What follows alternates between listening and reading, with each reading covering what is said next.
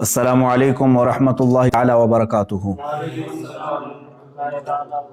अल्हम्दुलिल्लाह, ला इलाहा इल्लल्लाहुल मलिकुल हक़्क़ुल मुबीन, मुहम्मदुर रसूलुल्लाह सादिकुल वअदिल अमीन। हज़रात मोहतरम, आज थोड़ी देर कबल हिंदुस्तान के सबसे बड़े आतंकवादी नरसिंहानंद ने एक छोटी सी वीडियो ट्वीट करके और मुझे भिजवाई है। मेरे मुबाहिले के चैलेंज को एक्सेप्ट करते हुए उसने कहा है कि मैं मुफ्ती सलमान अज़हरी की चुनौती को स्वीकार करता हूँ। तो अब सुनो, ये बड़ी खुशी की बात है मेरे लिए कि अब तक गूफे में बैठकर जो गीदड़ भौंकता था वो आज बाहर आने की हिम्मत दिखा रहा है।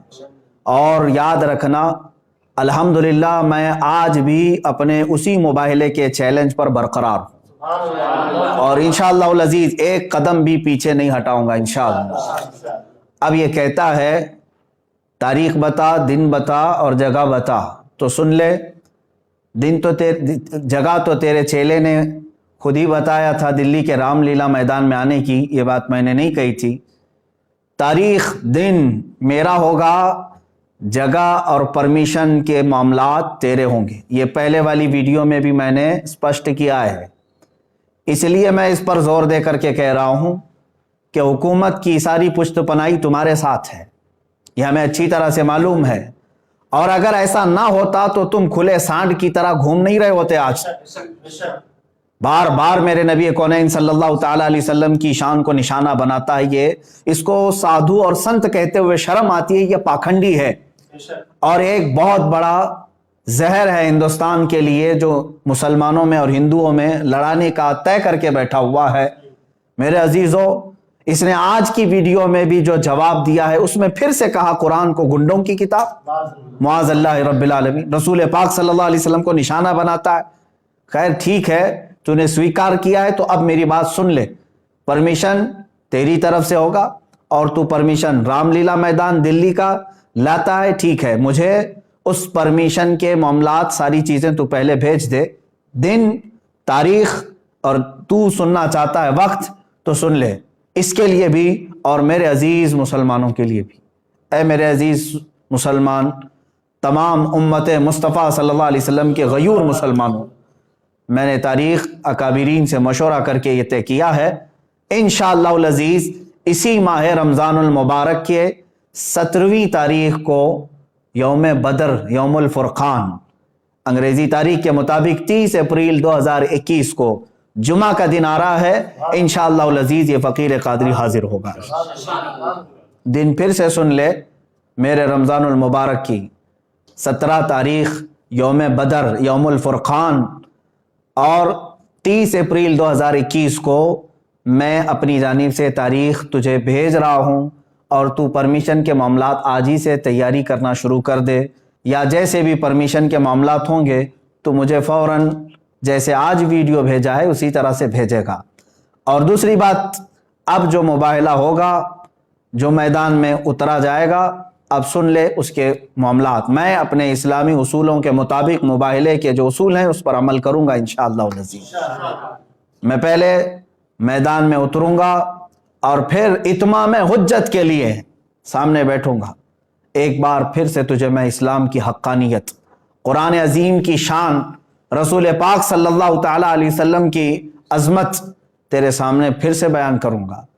और तू फिर से अगर इनकार पर इनकार करता है, रसूल पाक सल्लल्लाहु ताला अलैहि वसल्लम की शान में मुग़ल्लज़ात बकता है, कुरान अजीम और इस्लाम को निशाना बनाता है, उसके बाद इत्माम हुज्जत ख़त्म हो जाएगी। मेरी तरफ से जो तुझे इस्लाम की हक्कानियत बतानी थी वो मुकम्मल होने के बाद तू भी बैठ जा, मैं भी बैठता हूँ। तूने कहा है ना कोई चीज़ नहीं लेकर के आऊँगा, देवी को और माँ को अपने अंदर लेकर के आएगा। बहरहाल जिस देवी और देवता की तू पूजा करता, इबादत करता है, तू बैठ करके अपनी देवी और देवताओं को पुकारेगा और मैं अपने रब्बे ज़ुल जलाल खालिक़े कायनात अल्लाह रब्बुल इज़्ज़त को पुकारूंगा और मैं ये अर्ज करूंगा कि ऐ अल्लाह, इसमें जो झूठा है उस पर तू लानत भेज और उसको तू अपने अजाब का निशाना बना दे। इंशाअल्लाह अज़ीज़ ये सिलसिला चलता रहेगा اور اس کے بعد پھر جو تیرے لیے اگنی پریکشا ہے وہ بھی باقی رہے گی انشاءاللہ العزیز۔ یہ اصول ہیں موبائل کے۔ اب پھر میں یہاں پر کچھ چیزیں ضرور عرض کروں گا۔ جانے سے قبل ایک اور بات اس پاکھنڈی کے لیے، نرسنگھانند کے لیے، کہ تیری بھی باڈی ٹیسٹ ہوگی، میری بھی باڈی ٹیسٹ ہوگی، تیرے بھی کپڑے چیک کیے جائیں گے، میرے بھی کپڑے چیک کیے جائیں گے، کوئی چیز لگا کر کے نہیں آیا جائے گا، ہم اسی طرح سے آئیں گے، اور کتنے لوگ رہیں گے اس کو اگلی مرتبہ میں ہم طے کریں گے۔ اور یاد رکھنا، شرارت کرنے کی کوشش نہیں کرنا۔ اگر تو اپنے گوفے سے باہر آنے کی ہمت دکھا رہا ہے تو پھر سے میں تجھے کہتا ہوں، بزدلوں اور کائروں کی طرح سے شرارت نہیں کرنا۔ جس طرح تو اپنے گوفے میں بیٹھ کر کے عام بھولے بھالے ہندوؤں کو ہتھیار سے لیس ہونے کی دعوت دیتا ہے، لڑانے کے لیے ابھارتا رہتا ہے، اس طرح اگر تو نے دلی میں رائٹس کرنے کی کوشش کی، ہندو مسلمان فسادات کرنے کی کوشش کی، اس کا سارا ذمہ تیرے سر پر ہوگا۔ اس لیے کہ میں ہندو مسلمان لڑائی کا، فساد کا حائل نہیں ہوں۔ میری لڑائی عام لوگوں سے نہیں ہے، صرف تیرے سے ہے، تجھ پاکھنڈی سے ہے، جو تو اپنے مغلظات کے ذریعے سے اسلام کو اور قرآن کو اور میرے آقا کو نشانہ بناتا ہے۔ سب کو معلوم ہے تو سیاست کے لیے یہ تمام چیزیں استعمال کر رہا ہے، لیکن آج بات آ گئی ہے میرے نبی محترم صلی اللہ تعالی علیہ وسلم کی۔ تو کیا سمجھتا ہے کہ اسلام یہ کوئی کھیل ہے، آج کل کا آیا ہوا ایک دین ہے؟ اسلام تو اس دن سے ہے جس دن پہلے انسان نے اس دھرتی پر قدم رکھا ہے۔ میرے رب ذوالجلال کا ہر گھڑی انشاءاللہ العزیز اعانت کا وعدہ ہے قرآن پاک میں، اور مجھے یقین کامل ہے۔ اور جو باتیں مجھے عرض کرنی ہے، پرمیشن تو لے کر کے ہمیں بھیجے گا، اور تاریخ میں نے طے کر دیا۔ پھر ایک بات، تو جل کر مر گیا تو اس کی ذمہ داری میری نہیں ہوگی، یہ بھی لکھ کر کے پہلے سے دے دینا، کسی ایڈوکیٹ کے ذریعے سے بنا کے، کہ میں اپنی خوشی سے جل کر کے مرنا چاہتا ہوں، اس لیے کہ بعد میں تیرے جل کر مرنے کے بعد نہ یہ ذمہ داری میرے اوپر ہوگی اور نہ ہی کسی مسلمان پر ہوگی، اور انشاءاللہ العزیز مجھے یقین ہے میرے دین پر اور رسول پاک صلی اللہ تعالی علیہ وسلم کی حقانیت پر اور قرآن پر یقین ہے، جو ہوگا میرے رب تعالیٰ کی مدد ضرور آئے گی۔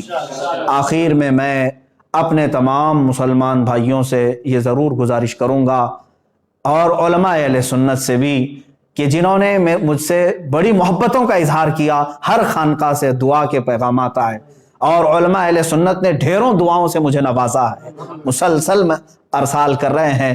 کئی حضرات نے مجھے اپنی نیکیاں، اپنے نوافل میں یاد کیا۔ بہرحال میں تمام ہی نوجوانوں سے کہنا چاہوں گا، اے مسلمانوں، اب مجھے بتاؤ، میرے آقا صلی اللہ تعالیٰ علیہ وسلم پر اس قدر مغلظات بکنے کے بعد اب جینے کا مطلب کیا رہ جاتا ہے؟ اب جینے کا مطلب کیا رہ جاتا ہے یہاں پر؟ اور پھر میں یہ سمجھ لوں گا کہ اگر اس وقت کے آنے سے پہلے اس نے کوئی شرارت کی، دباؤ بنا کر کے میری گرفتاری یا مقدمے میں گھسیٹنے کی کوشش کی، تو پھر میں سمجھ جاؤں گا کہ تو سب سے بڑا قائر ہے اور بزدل ہے، اور پھر یہ بھی میں سمجھ جاؤں گا حکومت کی ڈبل پالیسی کیا ہے۔ جگہ جگہ سے اس پر ایف آئی آر ہوئے ہیں، دسیوں مقدمے ہو گئے، لیکن اس کو کوئی اریسٹ نہیں کر رہا آج تک۔ کھلے سانڈ کی طرح سے وہ گھوم رہا ہے، زہر پھیلا رہا ہے، آج تک زہر پھیلا رہا ہے۔ اور اگر مجھ جیسا ایک عالم انصاف کی گہار لگائے، اگر مجھے گرفتاری کے بارے میں یا مقدموں کے بارے میں بات آتی ہے، تو پھر یہ ڈبل پالیسی بھی سمجھ میں آئے گی۔ جس طرح مجھے آج ہی میرے گھر پر پولیس بھیج کر کے نشانہ بنانے کی کوشش کی گئی، وہ جس کی طرف سے بھی پولیس آئی ہوگی، لیکن اگر ان معاملات میں یہ شرارتیں بھی تو کرے گا تو بھی کان کھول کر کے سن لے، میرا یہ چیلنج کبھی ختم نہیں ہوگا، انشاءاللہ کبھی ختم نہیں ہوگا۔ اگر دباؤ میں آ کر کے کسی نے گرفتاری اور دیگر معاملات کر بھی دیے میرے ساتھ، ارے میرا قتل بھی کر دیا، انشاءاللہ العزیز ہندوستان کے ہزاروں عاشقان مصطفیٰ ہیں جو پھر کھڑے ہو کر کے تجھے للکاریں گے،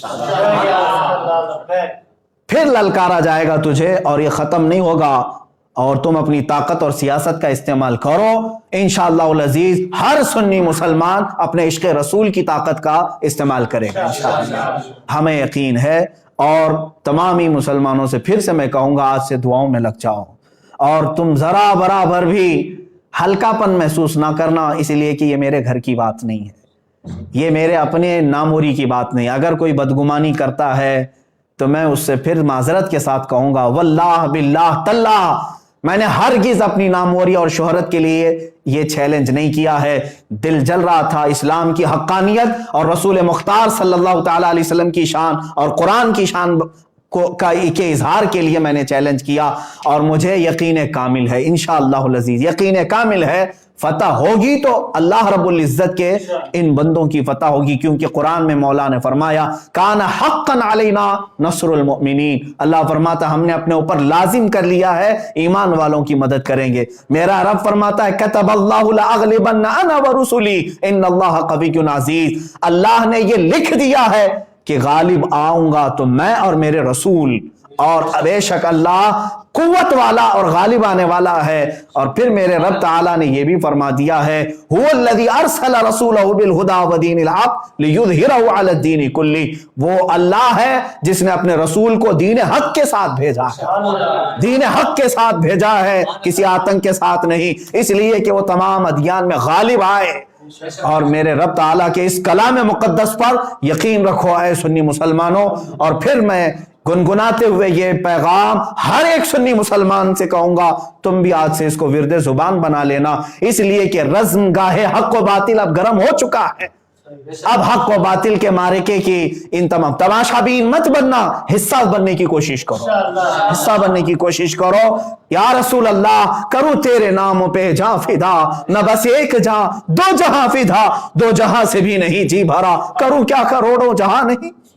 ایک جان کیا ہے اگر ہو کروڑوں, تیرے نام پر سب کو وارا کروں میں. یا رسول اللہ ابھی وہ امی فدا کا آقائی و مولائی آپ کی شان میں مغلظات بکھے جا رہے ہیں اور ہمارے کان ابھی تک سننے کے لیے باقی ہیں. ہم معذرت چاہتے ہیں یا رسول اللہ, اے اللہ کے نبی صلی اللہ تعالی علیہ وسلم, ہم گناہگاروں کو ایک بار پھر سے معاف فرمائیں, اور دین حق اللہ رب العزت کے نصرت کے لیے, دین حق کی نصرت کے لیے دعا ضرور فرمائیں. اور تمامی مسلمانوں سے پھر سے کہوں گا دل کو حاضر رکھتے ہوئے میرے مصطفیٰ صلی اللہ علیہ وسلم کی طرف توجہ کرتے ہوئے, کون سا دن میں نے بتایا ہے, یوم الفرقان, یوم بدر, جس دن میرے مولا نے 5000 فرشتے اپنے نبی کی حمایت کے لیے اتارے تھے. آج تم پھر سے رزم گاہ حق و باطل میں چلو اور پھر یوں کہو لبیک یا رسول اللہ, لبیک یا رسول اللہ, لبیک یا رسول اللہ. اور انشاءاللہ العزیز جو علماء اہل سنت و جماعت آنے کے لیے مجھے میسیجز بھیج رہے ہیں, ان سب سے بھی گزارش ہے, تاریخ میں نے اعلان کر دیا, جو حضرات پہنچ سکتے ہیں وہ انشاءاللہ ضرور پہنچیں گے, اور اپنی قوت ایمانی کا ثبوت آج دینے کا وقت ہے, ہم دے کر کے رہیں گے انشاءاللہ. السلام علیکم ورحمۃ اللہ وبرکاتہ.